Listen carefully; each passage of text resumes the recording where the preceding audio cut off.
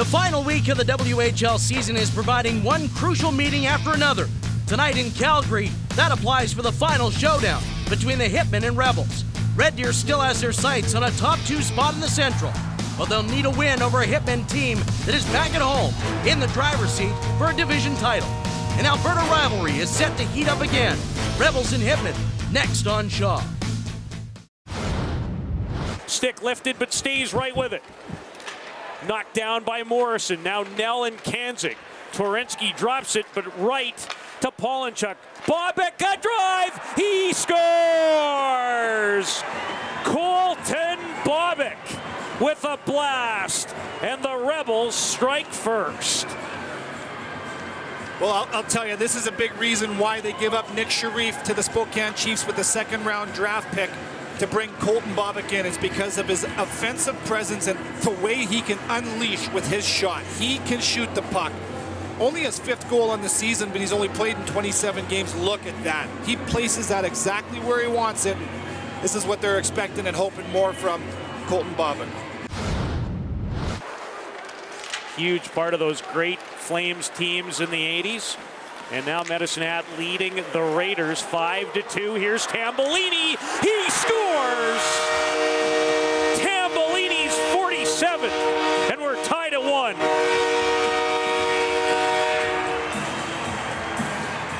Well, I'll tell you, I think one of the best players for Calgary tonight has been Connor Rankin, and he's the guy that starts this play with a fantastic chip indirectly off the wall in the neutral zone. Here's the breakout. Comes up to Rankin on the wall. Look at this chip right off the wall onto the backhand of Tambellini. And look at the shot. Wow. The angle isn't that fantastic, but Tambellini somehow finds something to shoot at. Goes over top of the blocker, shoulder of Toth, to knot this thing up at 1. Adam Tambellini, the 20-year-old from Edmonton, finds the short side. I'll tell you who won't be happy if it happens is the Tigers. 2-on-1 develops in this 4-on-4. Sanheim, Poland Dragon scores!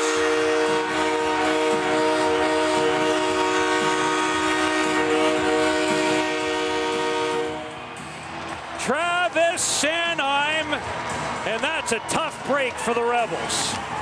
I'll tell you, I really hope that this game doesn't come down to being decided off of this goal, because what it is a 2-on-1 played very well by Detzel. He realizes the 2-on-2, good stick on puck, and this is just a disconnected play as Toth reads it, and the puck starts to trickle in on that back door, and Toth doesn't really have a chance. I don't think Toth makes a mistake on it. It's just unfortunate. A fortuitous bounce by Sanheim and the Calgary Hitmen to go up with 8.5 left here in the 3rd. And at 91, that clinches home ice in round 1. It's taken all 72. Safe to say. Still 2 to go. Musil, they score! Riley Sheen! And we're tied at 2. And that's the type of a play it's going to take to beat Max Shields on a night like tonight. Tic-tac-toe, what a beautiful setup by Adam Musil. The Rebels lose the face-off in the O-zone, but they recover the puck on a turnover from Calgary. And there's Musil to the back door, and Sheen just taps it in. No chance for Max Shields, and hey, under 3 minutes, we're knotted up at 2. Riley Sheen's 22nd. Some pass. Harmsworth. Here's Fazleev with Rankin. Fazleev, great save by Toth.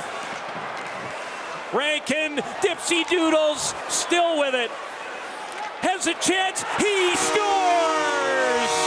Connor Rankin wins it in overtime.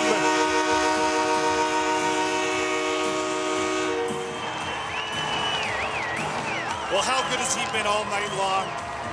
Coming into tonight's game, 6 games played in this head-to-head series, 9 points.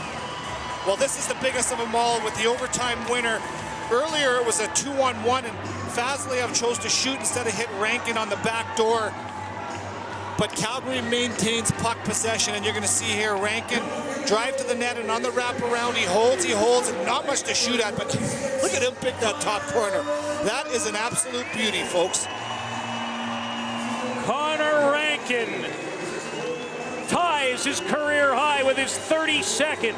with 101 to go in overtime, and the Calgary Hitmen beat the Rebels in a fabulous hockey game. If this is what the playoffs are gonna bring us, I can't wait till next week. And with the win, the Hitmen move back 1 point ahead of the Medicine Hat Tigers for top spot atop the Central Division